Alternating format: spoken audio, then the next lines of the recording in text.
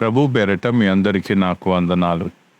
గత కాలమంతా మనల్ని అందరినీ కూడా దేవుడు కాపాడినందుకు దేవునికి స్తోత్రం. ఈ నూతన రోజుకై దేవునికి స్తోత్రం చెప్తూ ఈనాటి దేవుని స్వరాన్ని మనం విందాం. ఆదికాండము 2వ అధ్యాయము 24వ వచనాన్ని చదువుకున్నా. కాబట్టి పురుషుడు తన తండ్రిని తన తల్లిని విడిచి తన భార్యను హత్తుకొనును, వారు ఏక శరీరమై ఉందురు.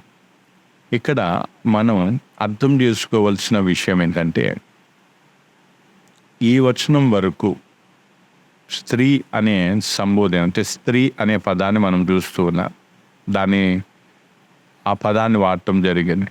కానీ 24వ వచనంకి వచ్చేసరికి 24-25 వచనాల్లో భార్య అనే పదాన్ని రాయటం అనేది లేదా వాడటం అనేది జరిగింది. అంటే ఇక్కడ పురుషుడైన ఆదాము, మొదటి మానవుడైన ఆదాము దేవుడు తెచ్చిన స్త్రీని భార్యగా అంగీకరించినట్టుగా వారిద్దరికీ కూడా, అంటే భార్య భర్త అనే బంధం అక్కడ వారికి ఏర్పడినట్టుగా దేవుడు వారిని జతపరిచినట్టుగా మనం చూస్తూ ఉన్నాం. కాబట్టి ఇక్కడ మనం అర్థం చేసుకోవాల్సింది ఏంటంటే, దేవుడు అనేకమైన స్త్రీలను ఆదాము దగ్గరికి తీసుకుని రాలేదు. స్వయంవరంలాగా నానా విధాల రూపాలు, నానా విధాల రంగులు కలిగిన, నానా విధాల రూపురేఖలు కలిగిన స్త్రీలను దేవుడు ఆదాము యొద్దకు తీసుకుని రాలేదు. ఒకే ఒక స్త్రీని తీసుకొని వచ్చాడు. ఆ ఒక స్త్రీని ఆదాము ఎంతో విధేయతతో అంగీకరించాడు. ఏ విధంగా అంటే భార్యగా నుండుటకు అంగీకరించాడు. నిజంగా ఇది చాలా గొప్ప విషయం. ఎందుకు అంటే దేవుని మీద ఆదాముకు పూర్తి నమ్మకం ఉండే. దేవుడు నాకేం చేసినా అది నా మేలు కోసం చేస్తాడు, లేదా నా మంచికే చేస్తాడు అనే విషయాన్ని ఆదాము నమ్మాడు గనక ఆ స్త్రీని ఆయన అంగీకరించినట్టుగా చూస్తున్నాడు. కావాలంటే ఆదాము వంకలు పెట్టవచ్చు, లేదా నాకు నచ్చలేదు, లేదా ఏదో ఒక రకమైన సాకులు వంకలు పెట్టి తిరస్కరించవచ్చు. ఆ స్వేచ్ఛ ఆదాముకు ఉన్న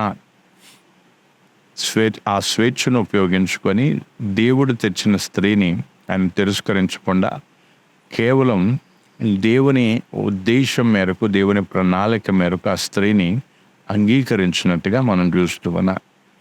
కాబట్టి ఇక్కడ మనం కూడా అర్థం చేసుకోవాల్సింది ఏంటంటే, దేవుడు ఎప్పుడైనా ఏదైనా మన యొద్దకు తీసుకొచ్చినప్పుడు దానిని ఆదాము వలె పూర్ణ హృదయంతోనూ పూర్ణ మనసుతో అంగీకరించే మనసు, లేదా అంగీకరించేటువంటి ఒక సమర్పణ అనేది మనకుందా లేదా అనేది చూడాలి, ఆలోచించాలి. అది దేవుడు ఒక వస్తువే కావచ్చు, లేదా ఒక సందర్భమే కావచ్చు, లేదా ఒక వ్యక్తే కావచ్చు. ఉదాహరణకి యవన ప్రాయంలో వివాహం కాని వారు ఉండొచ్చు. వారి దగ్గరికి దేవుడు స్త్రీని తీసుకుని రావచ్చు, అంటే అమ్మాయిని కానీ లేదా అబ్బాయిని కానీ తీసుకుని రావచ్చు. అయితే దాన్ని వాళ్ళు ఏ విధంగా అంగీకరిస్తారు, లేదా అంగీకరిస్తారా లేదా, ఇది మనం అర్థం చేసుకోవాల్సిన విషయం.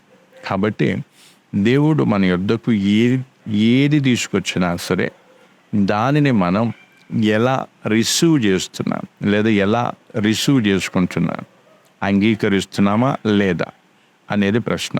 కాబట్టి ఈరోజు ఉదయకాల బంధు నీ వ్యక్తిగత జీవితాన్ని ఒకసారి, నీ మనస్సులో ఉన్న ఆలోచన విధానాన్ని లేదా సమర్పణను ఒకసారి పరిశీలన చేసుకో. ఎందుకంటే దేవుడు కొన్ని సందర్భాలలో రకరకాల వ్యక్తులను మన యొద్దకు తీసుకొని వస్తాడు.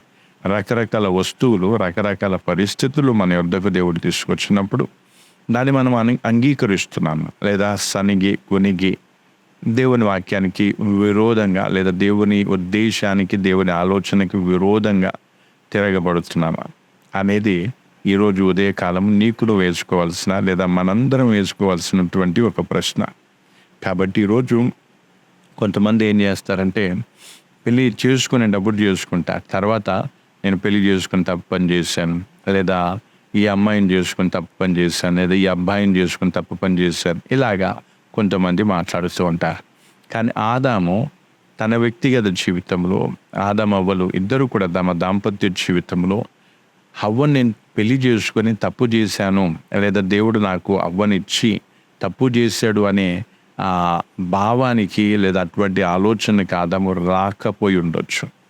ఎందుకు అంటే ఆదాముకి తెలుసు, స్త్రీ సరే మనుషులమైన మేము మాతో పొరపాట్లు జరుగుతుండొచ్చు, కానీ దేవుడు నాకు సాటి అయిన సహాయకిని తీసుకొచ్చాడు.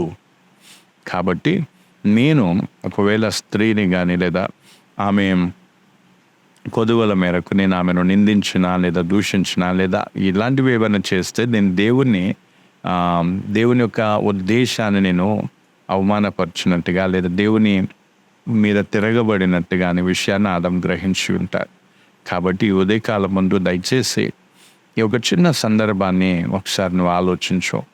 ఆదాము దగ్గరికి అవ్వను దేవుడు తీసుకొచ్చినప్పుడు భార్యగా అంగీకరించడానికి నేను ఇష్టపడ్డా. అలాగే దేవుడు మన యొద్దకు వ్యక్తులని తీసుకుని రావచ్చు, వస్తువులని తీసుకుని రావచ్చు, లేదా నానా విధాల సందర్భాలు సంఘటనలు మన జీవితంలోనికి దేవుడు తీసుకుని రావచ్చు. వాటిని పూర్ణ హృదయంతో అంగీకరించడానికి మనం ఇష్టపడుతున్నామా లేదా? మనకి ఈరోజు ఉదయకాలం అంతా కూడా ఈ రోజంతా కూడా ఈ ప్రశ్నను ఒకసారి నీకు నువ్వు వేసుకొని నీ జీవితాన్ని పరిశీలించుకొని, ఒకవేళ ఇందులో అంటే ఈ విధమైన సమర్పణ నీకు లేకపోతే దేవుని మనం సమర్పణ చేసుకోవాల్సిన అవసరత ఎంతైనా ఉంది. ఈ మాటల చేత ప్రభు మిమ్మల్ని దీవించునుగాక. ప్రభు ఈ మాటలు ఒక్కొక్కరి హృదయాల్లో నేరుగట్టి ఫలింపచ్చాయి. మేమందరం కూడా నువ్వు మా ఎదుటికి మా జీవితంలోనికి ఏది తీసుకొచ్చినా దాన్ని పూర్ణ హృదయంతో అంగీకరించి నీ ప్రణాళిక చొప్పున నీ ఉద్దేశం చొప్పున మేము నడుచుకుంటూ ముందుకు సాగే కృప మా అందరికీ దయచేయి. నిన్ను సంతోషింపజేసే, నిన్ను ఆనందింపజేసే జీవితాన్ని మేము జీవించటకు సహాయం చేయి.